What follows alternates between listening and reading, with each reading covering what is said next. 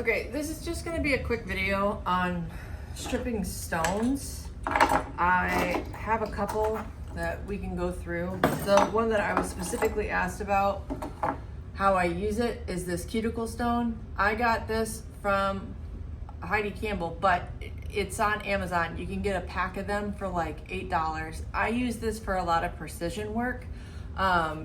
Basically right here. I use it for the whole head.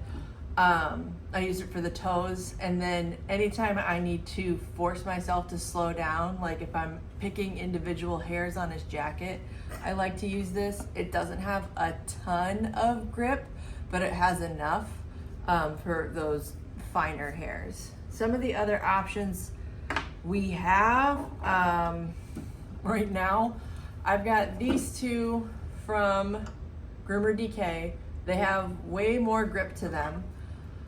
I use them interchangeably, basically whatever I'm feeling that day, but I like it a lot for the neck and chest. I like it for the flat work just because it really grabs. And I don't know about you guys, but I really hate flat work, so I try to get it over as quickly as possible. I have this one from Groomer DK, or sorry, this one's from Greyhound. It is a similar texture to the cuticle stones. It's maybe got a little bit more grip. To be honest, I don't use this one as often, mostly because I like to use the tip of my tools and they can't get this Dyma texture on the top of it. So this isn't my favorite. It might work for other people. This one is the Dyma stripper that I got from Whitman's. I don't use it as much on him. I find it more useful on my slightly softer coated dogs. I've got like a medium coat where she carries a little bit more undercoat and this grabs more.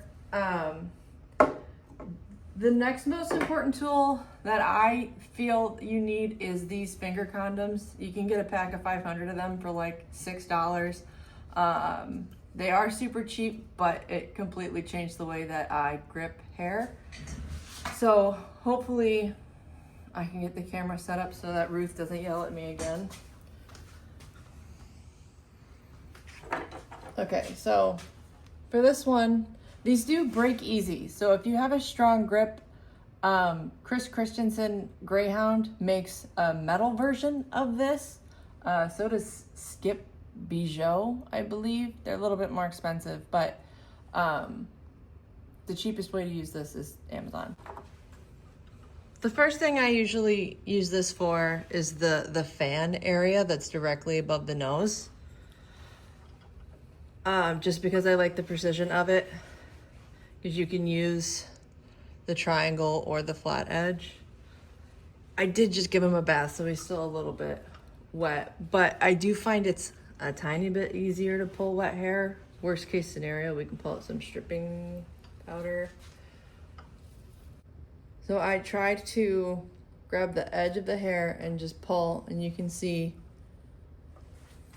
I think you can see, that I'm pulling out the whole root. It's not breaking in my hand. I usually control him by the beard. He doesn't love this, and then I just push it forward with a comb, and I get the longest ones. This angle is not gonna work for long, but we can give it a whirl. See this little one above his nose? Oh boy. When we're working on the fan, like obviously one way you can do it is by pushing everything forward and seeing what's longest. But the other thing, when I know that I need to get some more bulk out, if you pull straight back, I mean, it makes it look ridiculous, but the hairs just really pop out.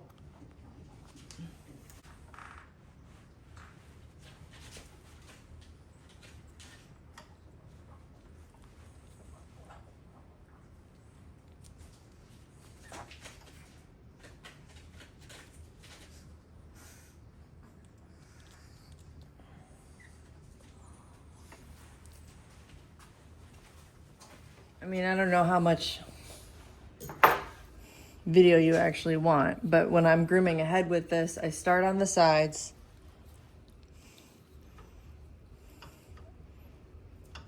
And I just go for this blonder hair that looks like it's ready to go. Sorry, I'm trying to look at what I'm doing through the camera and control them at the same time. But I'll start on the sides and then I do this front part last.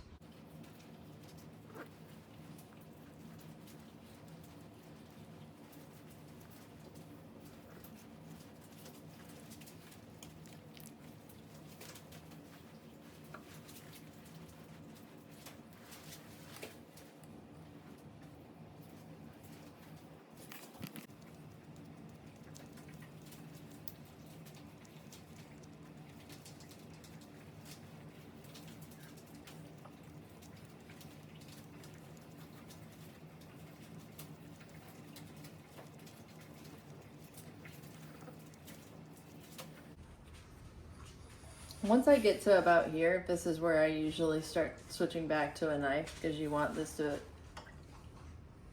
slope. He's got way too much bulk back there right now, but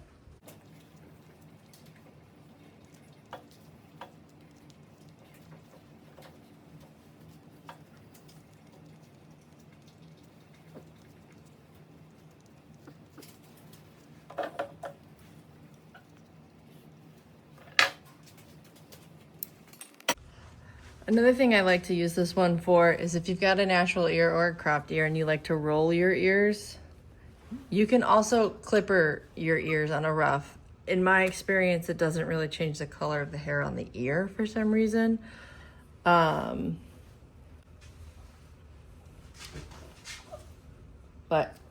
it just makes it, I use the flat edge specifically on ears and just, sir, you act like you've never done this before.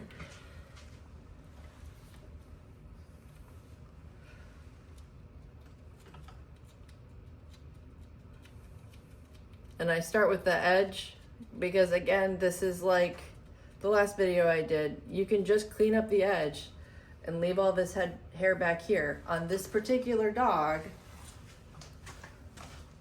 he's got a really big round head, so he doesn't need extra weight back here.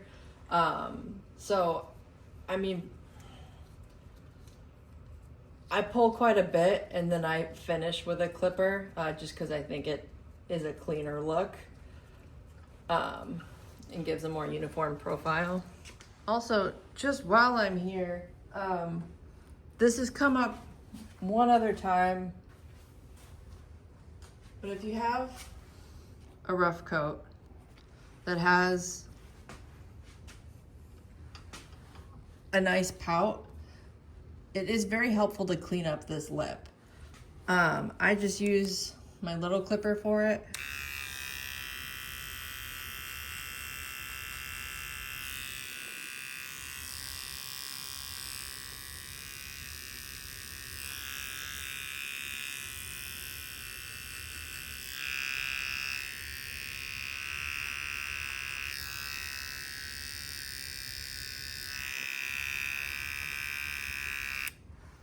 Because Griffons are supposed to have a pout, so you want to be able to just smooch them right in the mouth.